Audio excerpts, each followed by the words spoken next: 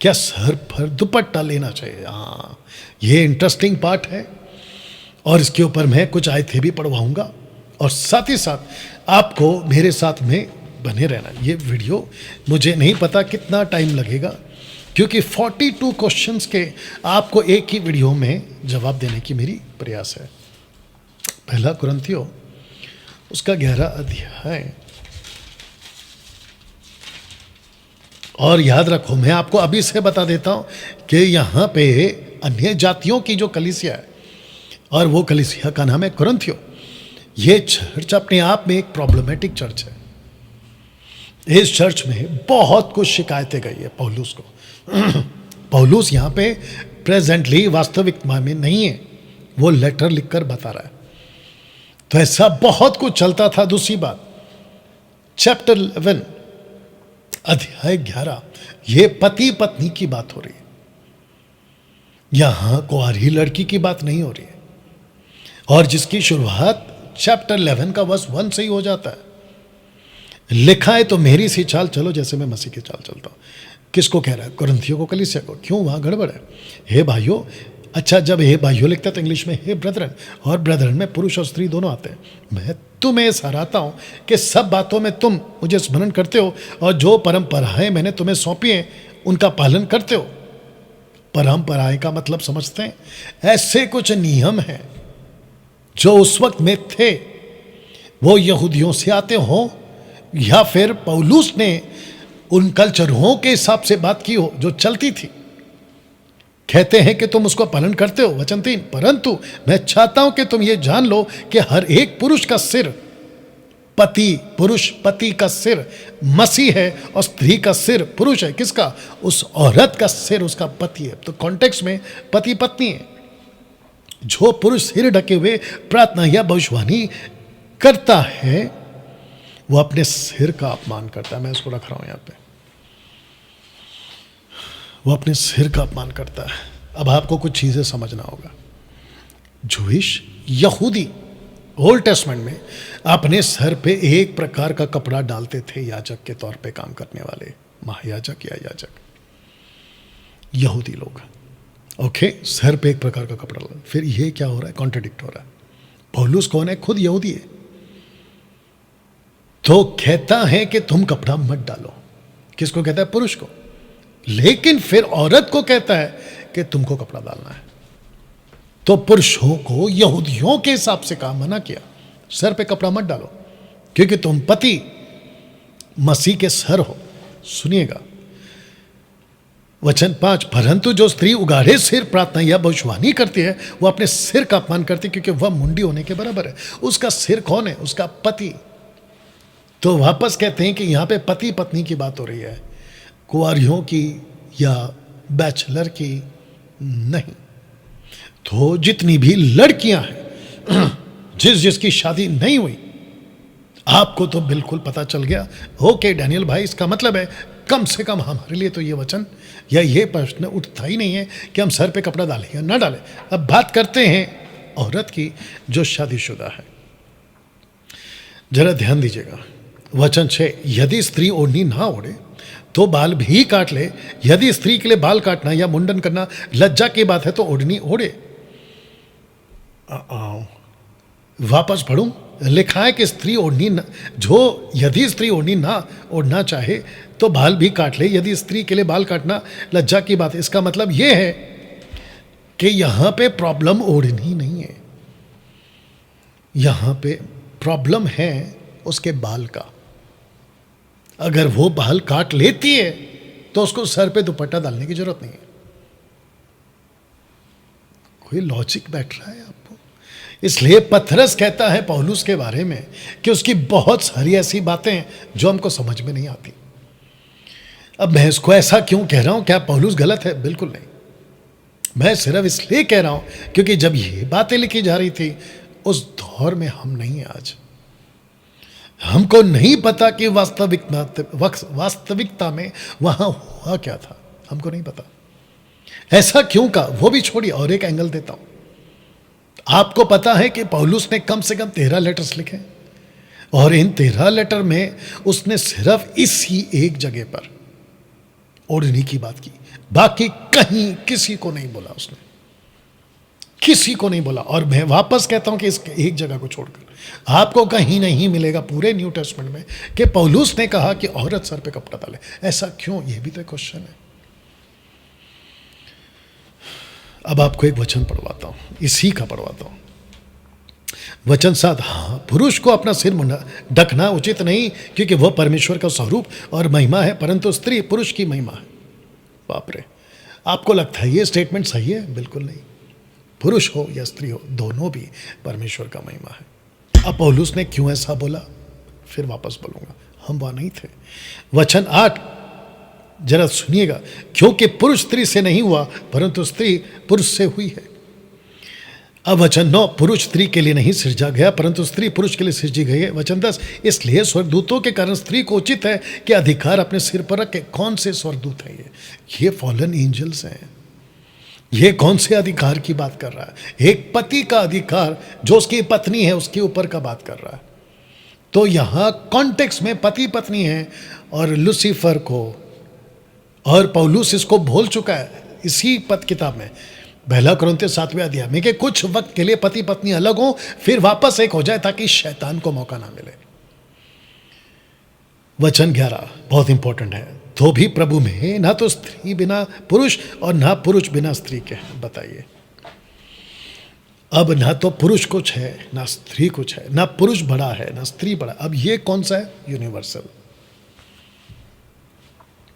अब पढ़ते हैं वचन 16। वचन 16 क्या कहता है, आइए सुनते हैं। यदि कोई विवाद करना चाहे तो ये जान ले कि ना हमारी ना परमेश्वर की कलीसियाओं की रीति है, ना तो हमारी है ना परमेश्वर की कलीसियाओं की रीति, ये किसी की रीति नहीं।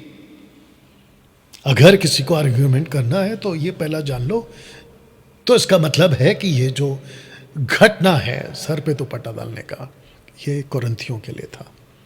और वहां पे क्यों ऐसा कहा गया है, कितना सच है कितना झूठ है, मैं इसके ऊपर कोई ऐसा डंडा मार के नहीं खड़ा हूं। उन दिनों की जो अन्य जातियों की औरत थी ना, वो अपने बाल खुले रखती थी, वेश्या का काम करने वाली औरतें। और जब वो कन्वर्ट हो जाती थी तो वैसे ही बाल खुले रख के चर्च में आती थी, तो सबको लगता था कि ये अभी भी वेश्या का काम कर रही है। तब जाकर ये बात पौलुस ने कहा होगा कि सर पे दुपट्टा डाल लो, क्योंकि तुम्हारी वजह से ठोकर लग रहे हैं। लेकिन उसको लेकर आज के 21वीं सदी के कलीसिया में यह थोप देना कि तुम सर पे दुपट्टा डाले बगैर चर्च नहीं आ सकते। आपको यह भी बता दूं, मैं जानता हूं कि बहुत लोग मुझसे सहमत नहीं होंगे, एंड हु कैर्स। यहां शर्त है सिर्फ दुपट्टा तब होना चाहिए जब वो प्रोफेसी कर रही हो या फिर प्रार्थना। इसका मतलब यह है, अगर वो प्रोफेसी नहीं कर रही है और प्रार्थना नहीं कर रही है तो वो अपने सर पे दुपट्टा निकाल सकती है। अब लेकिन आजकल क्या चल रहा है, घर से निकलने से लेके चर्च पहुंचने तक, चर्च में 2-4 घंटा बैठने से लेके फिर घर पहुंचने तक आपको अपने सर पे दुपट्टा रखना ही होगा, नहीं तो तुम पापी हो। बताइए, ये किसने बोल दिया आपको? या तो गड़बड़ है। आशा करता हूं कि आप इसको समझ गए। अगला सवाल, क्या मैं प्रभु भोज नहीं ले सकता? बपतिस्मा नहीं हुआ है। इसको ऐसा कह सकते हैं कि मेरा बपतिस्मा तो नहीं हुआ लेकिन मेरा उद्धार हो गया, तो मुझे प्रभु भोज से क्यों रोका जा रहा है? और जिसको मैं लेकर सिखाता हूं, एक व्यक्ति का, देखिए यीशु ने क्या कहा, मरकुस की किताब, एक व्यक्ति का उद्धार होना बहुत जरूरी है। बपतिस्मा के मैं खिलाफ नहीं हूं, लेकिन इसको पढ़ते हैं, देखिए यीशु ने क्या कहा। ओके, मरकुस की किताब उसका 16 अध्याय वचन 16, आप भी निकाल लीजिएगा। लिखा है, जो विश्वास करे बपतिस्मा ले उसी का उद्धार होगा। अब पढ़िए, सुनिए, परंतु जो विश्वास ना करेगा वह दोषी ठहराया जाएगा। ऐसा क्यों? जो विश्वास करे बपतिस्मा ले उसी का उद्धार होगा, पर जो विश्वास नहीं करेगा वो दोषी ठहराया जाएगा। ऐसा क्यों? तो इसका मतलब यह है कि सारा खेल विश्वास का है उद्धार के लिए, बपतिस्मा नहीं। आपको विश्वास है ना यही तो पौलुस ने कहा रोमियो किताब उसका 10 का 9 और 10 में, विश्वास करेगा ना प्रभु यीशु पर और अपने मुंह से और अपने मन से कबूल करेगा कि तू यीशु प्रभु है, तेरा उद्धार हो गया। यहां सारा खेल विश्वास का है, यहां सारा खेल उद्धार का है, बपतिस्मा का नहीं है दोस्त। तो इसका मतलब क्या है? डैनियल भाई आप बपतिस्मा के खिलाफ हैं? बिल्कुल नहीं, मैं खुद बपतिस्मा देता हूं और पिछले 2 हफ्ते पहले पुणे में मैं कुछ 6-7 लोगों को बपतिस्मा दे भी चुका हूं और मुझे नहीं पता कि मैं अभी तक कितने लोगों को बपतिस्मा दे चुका हूं। तो बपतिस्मा के मैं खिलाफ नहीं, बस मैं इतना कह रहा हूं कि अगर किसी का उद्धार हो गया, उसको बपतिस्मा लेने में 1 महीना, 2 महीना, 6 महीना, 1 साल का वक्त है, किसी भी वजह से उसको प्रभु भोज से क्यों रोक रहे हो? और तुम्हारी इतनी हिम्मत कैसे कि तुमने उसको प्रभु भोज से रोक दिया और ये कहकर कि वो इनकम्प्लीट है। आपको किसने कहा कि वो इनकम्प्लीट है? आपको किसने कहा कि उसका उद्धार नहीं हुआ है जब तक वो बपतिस्मा नहीं लेता? बिल्कुल नहीं। तो इनफैक्ट इस केस में ऐसा बोलना चाहिए, मैं फिर पूछूंगा कि पतरस का बपतिस्मा कहाँ हुआ बाइबल में बताइए, यूहन्ना का बपतिस्मा कहाँ हुआ बाइबल में बताइए, 12 चेलों का बपतिस्मा कहाँ हुआ बताइए? क्या उन्होंने प्रभु भोज नहीं खाया? और वो भी छोड़िए, बाइबल में कहाँ लिखा है कि जब तक बपतिस्मा ना हो आप उसको प्रभु भोज नहीं दे सकते? ये कहाँ लिखा? वो छोड़िए, यीशु क्या कहते हैं मत्ती 28 के 18 में? कहते कि जाओ सब जाति लोगों को चेला बनाओ। तो पहला है चेला बनाओ, उसके बाद में कहता है कि उनको बपतिस्मा दो। तो पहला चेला है, बाद में बपतिस्मा है। तो चेला कैसे बन गया बिना बपतिस्मा के? आप किसको कहते हैं कि वो डिसाइपल है? बताइए ना, बपतिस्मा जबकि बाद में आ रहा है। You understand? या तो जिसको मैं कहता हूं कि अगर आपका उद्धार हो चुका है, आपको पूरा लाइसेंस है प्रभु भोज खाने का। बपतिस्मा जरूर लीजिए, आज नहीं तो कल लीजिएगा, लेकिन बीच में अगर प्रभु भोज का संडे आता है तो आप लोग लीजिएगा और उन पास्टरों को कहना चाहता हूं कि दीजिएगा। हाँ, अगर जिसको मेरी ये बातें नहीं पड़ती है, आपके पास रखो आपकी टीचिंग। लेकिन मैंने सुना है कि शिबू थॉमस तुमने उसके ऊपर प्रचार किया है। हाँ, कोई फर्क नहीं पड़ता, जो सही है वो सही है। अगला सवाल, क्या एक नाम का बपतिस्मा सही है? बिल्कुल नहीं, बपतिस्मा एक नाम का नहीं है, बपतिस्मा 3 नाम का है। आपको मैं वो वाक्या या वो जिसको ये लोग लेकर बात करते हैं ना, देखो पौलुस पतरस ने मैं एक नाम का बपतिस्मा, मैं आपको पढ़वा देता हूँ आज। एक्ट्स चैप्टर 2 वर्स 38, बहुत पढ़ते हैं ये लोग, आज करते हैं आपका पोस्टमार्टम। इसको 37 से पढ़ेंगे। लिखा है कि तब सुनने वालों के हृदय चित गए और वे पतरस और शेष प्रेरितों से पूछने लगे, हे भाइयों, हम क्या करें? ऐसी बातें सुनिए ना आपकी, हमारा हृदय चित गया, हम क्या करें? 38, पतरस ने कहा, मन फिराओ, तुम में से हर एक अपने अपने पापों की क्षमा के लिए प्रभु यीशु मसीह के नाम से बपतिस्मा ले, तो तुम पवित्र आत्मा का दान पाओगे। बपतिस्मा किसका है? यीशु मसीह का। बपतिस्मा देने की टीचिंग किसकी है? यीशु मसीह की। बपतिस्मा का दौर, यीशु का बपतिस्मा का दौर किसने चलाया? यीशु ने। यूहन्ना का बपतिस्मा का दौर किसने चलाया? यूहन्ना ने। मूसा के बपतिस्मा का दौर किसने चलाया? मूसा ने। पहला कुरिन्थियों 10वां अध्याय में यही तो लिखा है, बादल का बपतिस्मा, आग के बीच का बपतिस्मा, समंदर के बीच में का बपतिस्मा, मूसा का बपतिस्मा। तो ये किसका बपतिस्मा? यीशु का। सुनो 39, क्योंकि यह प्रतिज्ञा तुम और तुम्हारे संतानों और दूर दूर के लोगों के लिए भी, जिनको प्रभु हमारा परमेश्वर अपने पास में बुलाएगा। हमारा प्रभु परमेश्वर अपने पास में बुलाएगा। यह प्रभु कौन है? परमेश्वर कौन है? नंबर 1, 40 वचन को पढ़िएगा। उसने बहुत और बातों से भी गवाही दे दे कर समझाया कि अपने आप को टेढ़ी जाति से बचाओ। तो इसका मतलब है कि 38 में बोला गया एक स्टेटमेंट, वहां फुल स्टॉप नहीं है, उसके बाद भी बहुत कुछ बोला गया है, जिसको लूक लिखते वक्त में नहीं लिख रहा है कि उसने क्या क्या सीखा है। वो छोड़िए, वचन 41 पढ़िए। जिन्होंने उसका वचन ग्रहण किया उन्होंने बपतिस्मा लिया। वापस पढ़ूं, लिखा है 41, जिन्होंने उसका वचन ग्रहण किया उन्होंने बपतिस्मा लिया, और उसी दिन 3,000 लोग उनके अंदर मिल गए। कौन सा वचन ग्रहण किया और कौन सा बपतिस्मा लिया? वहां नहीं लिखा है कि यीशु के नाम का बपतिस्मा लिया, लिखा है कि जिसने वचन ग्रहण किया उन्होंने बपतिस्मा लिया। कौन सा वचन? या यीशु का वचन, यीशु की बात है। यही तो पौलुस भी सिखाते थे। एक्ट चैप्टर इसी किताब का आखिरी अध्याय 28 चैप्टर वर्स 30 ऑनवर्ड्स यीशु की बातें सिखाता रहा। तो एक नाम का बपतिस्मा गलत है, बपतिस्मा यीशु का है, यीशु का बपतिस्मा। या तो जो सबसे इंपॉर्टेंट आज्ञा है ना, उसको भूल गए ये लोग और उसको पूरा इग्नोर करते हैं। अगला सवाल, जो लोग चर्चों में नीचे गिराते हैं, क्या वो सही है? बिल्कुल नहीं। इसको मैं 30 साल से पढ़ रहा हूं और मेरा उन सभी पास्टरों से ओपन चैलेंज है, उन अपोस्तलों से, उन रेवरेंडों से, रेवरेंड्स जो भी है, उन so called Pentecostal, charismatic, motivational और ये फायर वाले प्रचारकों से, वो कहीं के भी हो, मेरा सीधा ओपन चैलेंज है। इसमें से एक भी घटना सिंगल इंसिडेंट्स, एक भी घटना अगर ऐसी घटी हो जहां लोग जब नीचे गिरे तो पीठ के बल गिरे, ऐसा निकाल के बताइए।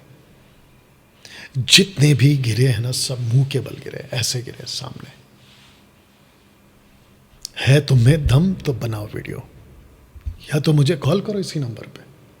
क्या डैनियल भाई, आपसे हम डिबेट करना चाहते हैं इस मुद्दे पे कि देखो यहां लिखा है कि लोग पीठ के बल गिरे, और मुझे वो बकवास वाली बात नहीं डालना।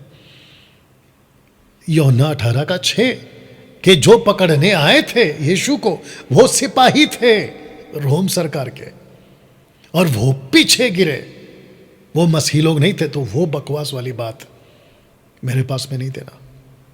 नंबर 2, ऐसा कुछ परमेश्वर के भवन में जो याजक थे, क्रॉनिकल्स इतिहास की किताबों में लिखा है कि वो नीचे गिर गए या पीछे हट गए।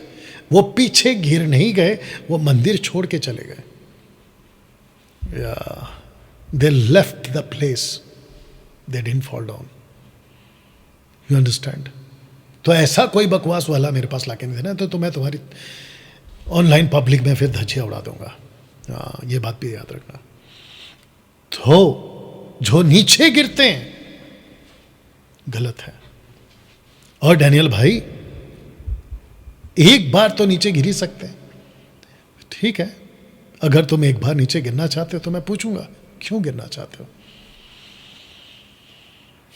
पतरस कभी नहीं गिरा, पौलुस कभी नहीं गिरा, और अगर वो गिरे तो ऐसे नहीं गिरे, सब मुंह के बल गिरे। पौलुस घोड़े से नीचे गिर गया, कितनी बार गिरा? बार बार? बिल्कुल नहीं। और उसका गिरने का आपके गिरने का चर्च से कोई संबंध नहीं है। तो ये जितना भी तमाशा चलाते ना, ये दरअसल एक बहुत बड़ा स्कैम चला रहे हैं ये लोग। आपको ऐसा उल्लू बनाते हैं कि आप उनके जाल में फंस जाते हो कि हमारा पास्टर तो इतना पावरफुल है कि हाथ रखता है, लोगों को नीचे गिराता है। एक प्रकार का शक्तिशाली पास्टर है। उनको पता ही नहीं है कि वो तुमको लूट रहा है और तुमको गलत दिशा में लेके जा रहा है। इसमें से जितना जल्दी हो सके बाहर आओ। जिसको पटता है मेरी बात लीजिए, जिसको नहीं पटता है हु केयर्स। अगला सवाल, क्या एक उद्धार पाया हुआ विश्वासी बलि की हुई वस्तु खा सकता है? बिल्कुल नहीं खा सकता। 1 कुरिन्थियों 8वां अध्याय, 1 कुरिन्थियों 9वां अध्याय, जिस बलि की वहाँ पर बात हो रही है वो जूविश में जो टेम्पल्स में होते थे उस मीट की बात हो रही है, ठीक है ना। और जिसको लेकर एक आदमी है जिसको हमने मसीह मंथन से गेट आउट कर दिया, उसका नाम मैंने रखा परेशान आत्मा, स्टीफन राजेश या Rajesh Stephen. Bible verse devil कुछ यूट्यूब चैनल चलाता है। यही वजह थी हम किसी प्रकार का किसी भी प्रतिमा के आगे अर्पण की हुई चीज़ को नहीं खाते और ना ही खाना चाहिए। पौलुस क्या कहता है पता है? 1 कुरिन्थियों उसका 10:20 में, 1 कुरिन्थियों उसका 10:20 में, ध्यान से सुनिएगा। वरना यह कि अन्य जाति जो बलिदान करते हैं वे परमेश्वर के लिए नहीं परंतु दुष्ट आत्माओं के लिए बलिदान करते हैं। मैं नहीं चाहता कि तुम दुष्ट आत्मा के सहभागी हो, सीधी बात। ऐसा किसी प्रकार का अर्पण किया हुआ किसी भी प्रतिमा की, मैं वापस कह रहा हूं, किसी भी प्रतिमा की अर्पण की हुई चीज आपको नहीं खाना है, वो चाहे कुछ भी हो, प्रसाद हो, अर्पण हो, कुछ भी हो, आपको नहीं खाना है। ओके, अगला सवाल, क्या एक उद्धार पाया हुआ विश्वासी थिएटर जा सकता है? बिल्कुल नहीं जा सकता, बल्कि एक उद्धार पाया हुआ विश्वासी ऐसे कामों के प्रति उल्हाना दे। इफिसियों 5वां अध्याय में पौलुस यही बात को कह चुका है कि संसार की बातों पर और उसकी हरकतों पर तुम ताड़ना दो, मतलब उल्हाना दो, डांटो उसको। तुम तो 3 घंटा जाके बैठ के आ रहे हो। मैं कितने पास्टरों को जानता हूं, खास करके मुंबई से भी, जो डंके की चोट पे कहते कि थिएटर में जाने में कोई दिक्कत नहीं, अपने चर्चों को सिखाते हैं। बताइए क्या बकवास है। ऐसे दिन आने वाले हैं जो बहुत कठिन होने वाले हैं आप लोगों के लिए। सुख विलास, इसके ऊपर एक वीडियो बनाऊंगा जल्दी से। सुख विलास, इसको कहते हैं सुख विलास। डैनियल भाई एक आदमी है जो बॉलीवुड में था, अभी प्रभु में आ गया है, उसका पूरा परिवार प्रभु में आ गया है, फिर वो गलत कैसे हो सकता है? हे पागल, तुम किसी को देखकर चलना चाहते हो या वचन को देख के चलना चाहते हो? कम से कम इतनी अकल तो लाओ। कहते हैं कि देखो वो तो अभी भी फिल्मों में काम कर रहा है, बहुत बड़ा कॉमेडियन है, तो क्या हुआ? अगर वो गलत कर रहा है, अगर वो गड्ढे में गिरेगा तो तू भी गिरेगा। इतनी तो अकल दी है ना। तुम किसी को क्यों फॉलो कर रहे हो? जीसस को फॉलो करो, वचन को फॉलो करो। 3 घंटा थिएटर में बैठना, वाह। और ऐसी बकवास की चीजें देखकर आना और अपने दिमाग में डाल देना उसको। जिस हीरो को देखने जाते हैं उसका खुद का चरित्र बाहर ठीक नहीं है, जिस हीरोइन को देखने जाते हैं उसका खुद का चरित्र बाहर ठीक नहीं है। उनके जिंदगियों में 50 गड़बड़ियां हैं और वो हमको नैतिकता का पाठ पढ़ाएंगे। वाह, इससे बढ़िया और क्या हो सकता है? 3 घंटा यहां पे दे दो, परमेश्वर के लिए वक्त दे दो, तो आप थिएटर जा सकते हैं? तो इसका सीधा जवाब है नहीं जा सकते। अगला सवाल, क्या हम उद्धार पाए हुए मनुष्य परमेश्वर हैं? लिटिल गॉड्स, बिल्कुल नहीं।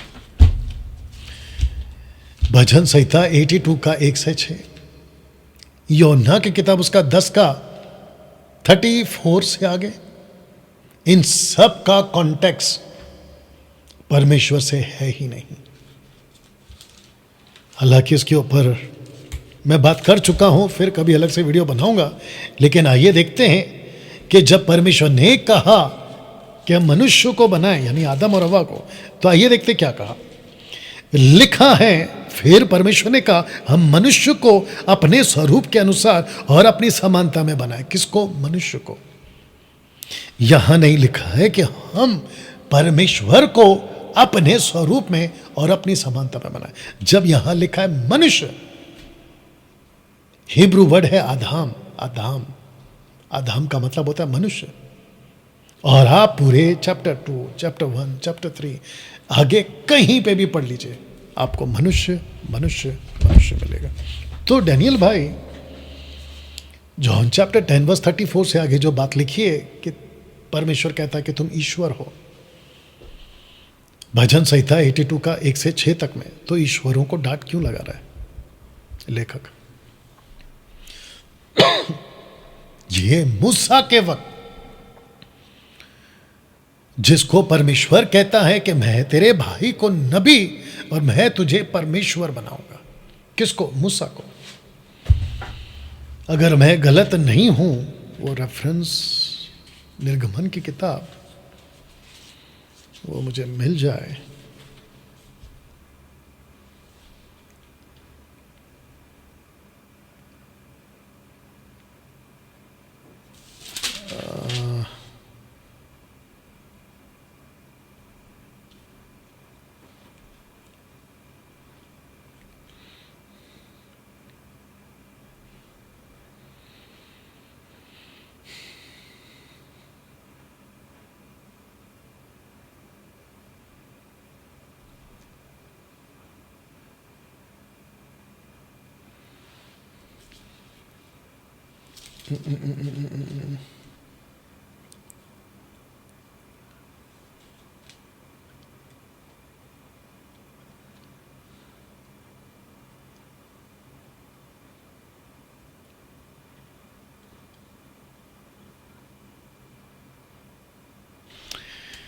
चैप्टर 3 या चैप्टर 4 में आप लोग ढूंढकर पढ़ लीजिएगा, जहां पे परमेश्वर कहता है मूसा को, तू परमेश्वर रहेगा, तेरा भाई नबी रहेगा तेरे लिए। तो क्या हम परमेश्वर को, माफ करना, क्या हम मूसा को परमेश्वर मानने लगे? बिल्कुल नहीं, ये बिल्कुल गलत हो जाएगा। तो जिसके चलते मैं समझता हूं ऐसा कॉन्सेप्ट कि मनुष्य परमेश्वर है, ये टोटल बकवास है। और मसीह मंथन बैठक में ये कॉन्सेप्ट लेकर आया था राजा स्टीफन, जिसको हमने निकाल दिया। अगला सवाल, क्या एक मसीह महिला पास्टर बन सकती है? बिल्कुल बन सकती है। सबसे पहली बात, बाइबल नहीं कहती कहीं पे भी, ओपन चैलेंज है मेरा, बाइबल कभी नहीं कहती कहीं पे भी लिखित में साफ कि महिला पास्टर ना बने। जब लिखा नहीं है कि महिला पास्टर नहीं बन सकते, तो फिर तुम मुझ पे क्यों थोपते हो, और या मुझ जैसों पे क्यों थोपते हो कि महिला को तुम पास्टर बनने क्यों नहीं, महिला को तुमने पास्टर क्यों बना दिया? जब लिखा नहीं है इसलिए तो बना दिया। अगर लिखा होता तो हम क्यों बनाते? और अगर तुम उसका विरोध करे तो तुम निकाल के बताओ कि कहाँ लिखा है। नहीं लिखा है इसलिए बनाया। और इसके ऊपर मैं प्रीच कर चुका, मेरी वीडियोस जाके देखिएगा, जहाँ पे मैंने महिला पास्टर बन सकती है या नहीं, इसके ऊपर खूब प्रीच किया हुआ है और बहुत बारीकी से प्रीच किया। तो जिसके चलते मैं एक लाइन में कहना चाहता हूँ कि परमेश्वर के राज्य में पुरुष या स्त्री दोनों एक समान है। ओके जी। अगला सवाल, क्या छिड़काव, स्प्रिंकलिंग का बपतिस्मा सही है? बिल्कुल नहीं, गलत है ये। कुछ कैथलिक के पास्टर्स हैं जो यूट्यूब पे प्रचार करते हैं कि बच्चे को बपतिस्मा देना गलत नहीं है, और ऐसे ऐसे तथ्य निकाल के वो लोगों ने अपना टीचिंग बनाया जो कि बिल्कुल बकवास है। मुझे किसी ने भेजा था जो कैथलिक का कोई बाइबल प्रीच कर रहा था, उसकी बातें सुनकर मुझे इतना गुस्सा आ रहा था कि कैसे बकवास कर रहा है, कैसे तोड़ मरोड़ के पेश कर रहा है बाइबल को। जिस किसी का भी बपतिस्मा होना है उसको होशो आवाज में होना चाहिए, उसको पता होना चाहिए कि मैं जिस पे विश्वास कर रहा हूँ वो कौन है, उतनी सेंस होनी चाहिए उसको, तब जाकर उसका बपतिस्मा था। लेकिन छिड़काव का बपतिस्मा बिल्कुल गलत है। अगला सवाल, क्या चर्च के पास्टर को परखना चाहिए? क्या हम चर्च के पास्टर को परख सकते हैं? बिल्कुल परख सकते हैं। यही तो बाइबल कहती है, परखो। पौलुस कहता है परखो, हर चीज को परखो, जो अच्छी है उसको ले लो। तो पास्टर कौन सी बड़ी चीज है? मैं तो खुद कहता हूं मेरे बारे में, मसीह मंथन के जितने भी हजारों लोग हैं, मैं उन सबको खुद कहता हूं कि मुझे भी परखो, और प्रतिदिन परखो। अभी जो सुन रहे वो भी परखो, मैं यहां से कितना हूं, संस्था से कितना हूं। तो क्या चर्च के पास्टर को परखना चाहिए? बिल्कुल परखना चाहिए। कैसे सिखा रहा है, कहां से सिखा रहा है, बाइबल से कितना सिखा रहा है, खुद के दिमाग से कितना सिखा रहा है, और उसकी बातें मैच होती हैं या नहीं पहली सदी के लोगों से, ये भी देखना है। अगला सवाल, क्या उद्धार के बाद भी पुराना श्राप बना रहता है? हाँ, इस एक बात पर लोगों ने आप लोगों को बहुत डराया। कहते हैं कि जब तक पुराना बड़ा पास्टर, जब तक वो पास्टर आपके ऊपर हाथ नहीं रखेगा, आपके बंधन, आपके श्राप नहीं टूटेंगे। बकवास है ये। आपके ऊपर किसी प्रकार का कोई श्राप नहीं रहता। 2 कुरिन्थियों 5:17, यदि कोई मसीह में है तो वो नई सृष्टि है, पुरानी बातें बीत गई, यही तो लिखा है। अगर किसी ने कहा किसी प्रकार का कोई बद्दुआ क्या हम पे असर करता है? मसीह बनने के बाद में नहीं बनता और नहीं रहता किसी का बद्दुआ आपके ऊपर। पुराना श्राप तो कब का चला गया। यही तो लिखा है ना कुलिसियों में, वो खील पर उसको खीलों से मारा गया ताकि तुम्हारे विरोध में जितने लेख थे उसको मिटा डालें। यही तो लिखा है कुलिसियों में, पौलुस यही तो कहता है। तो जितने अभी देख रहे हैं, अगर आप किसी डर में थे, क्या मेरे ऊपर अभी भी पुराना श्राप है, आज के बाद आपको किसी चीज से नहीं डरना है। ऐसा कुछ नहीं है आपके ऊपर, अगर आप प्रभु के साथ सही हैं तो। अगला सवाल, क्या हम अपना उद्धार खो सकते हैं? इसका सीधा जवाब है यस, एंड बिग यस। क्योंकि बहुत लोग कहते हैं वन सेव्ड ऑलवेज सेव्ड, शायद रखूंगा, या होगा इसके अंदर, आप अपना उद्धार खो सकते हैं। अगर आप, इसलिए तो लिखा ना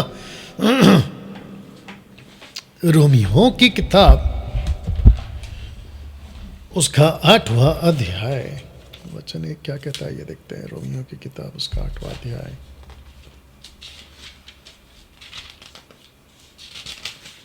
जी, अब जो मसीह यीशु में है उन पर दंड की आज्ञा नहीं, क्योंकि वे शरीर के अनुसार नहीं पर आत्मा के अनुसार चलते हैं। क्योंकि जीवन की आत्मा की व्यवस्था ने मसीह यीशु में मुझे पाप की व्यवस्था और मृत्यु की व्यवस्था से स्वतंत्र कर दिया। क्योंकि जो काम व्यवस्था शरीर के कारण दुर्बल होकर ना कर सकी, उसको परमेश्वर ने किया, अर्थात अपने पुत्र को पाप में शरीर के समानता में पाप बलि होने के लिए भेजकर शरीर में पाप पर दंड की आज्ञा दी। इसलिए कि व्यवस्था के विधि हम उसमें जो शरीर के अनुसार नहीं वरना आत्मा के अनुसार चलते हैं पूरी की जाए।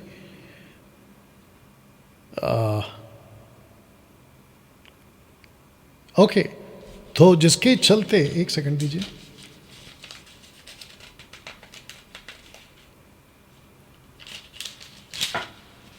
Thank you Lord.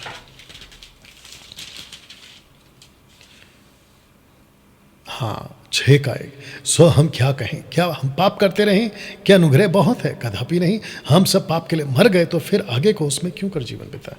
तो इसका मतलब ये है कि आपके ऊपर अनुग्रह हुआ है, इसका मतलब ये नहीं है कि आप पाप करते रहे। और अगर आप पाप करोगे तो आप अपना उद्धार खोगे, यही तो लिखा है। वाह, तो इस धोखे में मत रहो कि वंस सेव्ड ऑलवेज सेव्ड।